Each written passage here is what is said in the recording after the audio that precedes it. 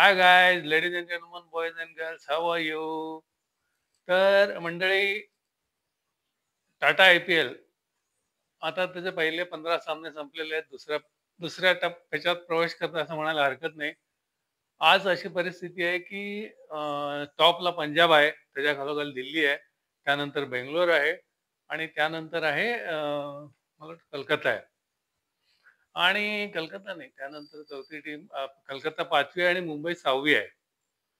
ते आहे, चौथी गुजरात टायटन्स आहे. तर अगदी सुरुवातीला माझी अपेक्षा अशी होती, की मुंबई ऑफकोर्स, माय मुंबई, त्यानंतर चेन्नई, बेंगलोर आणि चौथी पंजाब किंवा गुजरात. तर यापैकी सुरुवातीच्या टप्प्यामध्ये तरी मुंबई, चेन्नई नापास झालेले आहेत. त्यांनी काही फारशी चांगली कामगिरी केलेली नाहीये.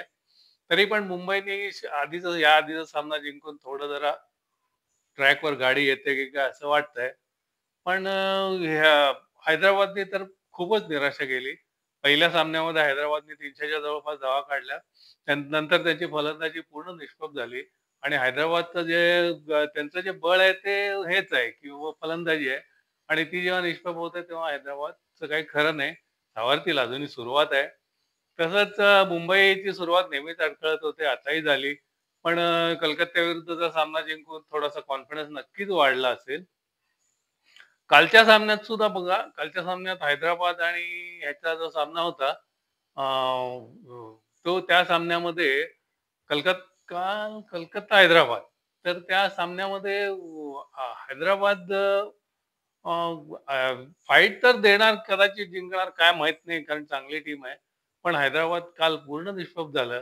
पहिला जो पॉवर प्ले असतो, त्या पॉवर प्लेमध्येच पहिले जे 3 दिग्गज आहेत, म्हणजे हेड, त्यानंतर ईशान किशन आणि तिसरा अभिषेक वर्मा. हे तिघे जेव्हा 8 धावा 9 धावांमध्ये तिघांचे विकेट्स गेल्या होत्या, तेव्हा मग काय राहत नाही हातात शिल्लक, फक्त बॅकअप करण्यामागे शिवाय, चेस करण्याशिवाय.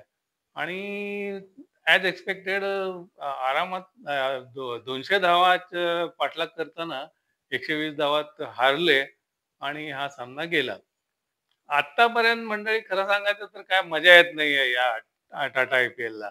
फक्त एकच सामना चांगला झाला. दिल्ली कॅपिटल्सनी जो सामना जिंकला लखनौच्या अगेन्स्ट, तो पण तो आशुतोष शर्मा, त्यांनी जो 200चं जे टार्गेट शेवटी शेवटच्या ओव्हरला जिंकून दिलं, तो एकच सामना चुरशीचा झाला.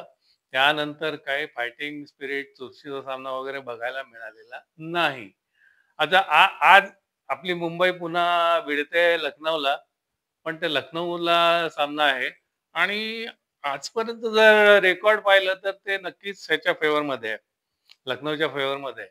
लखनौने इथे 5 सामने जिंकलेले आहेत, तर मुंबईने 1. आजच्या सामन्यात लखनौचं पारडं भारी आहे का मुंबई, काय सांगता येत नाही काही.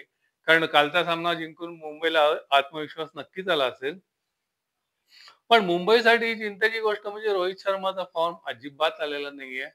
स्कायची एक चांगला कॅमिओ झाला काल. 9 चेंडूमध्ये 27 धावा वगैरे. आणि पण मुंबईची फलंदाजी म्हणावी तशी बहरलेली नाहीये. रिकेल्टन चांगला खेळला. आज आता काय होतंय बघूया. मुंबईला बॉलिंगचा फारसा प्रॉब्लेम नाहीये. मुंबईकडे हे आहे, ट्रेंट बोल्ट आहे. त्याला सुरुवातीला साथ द्यायला दीपक चहर आहे. त्यामुळे मुंबईकडे बॉलर्स चांगलेच आहेत. त्यामुळे मुंबईला तशी बॉलिंग डिपार्टमेंटमध्ये फारशी काळजी नाहीये.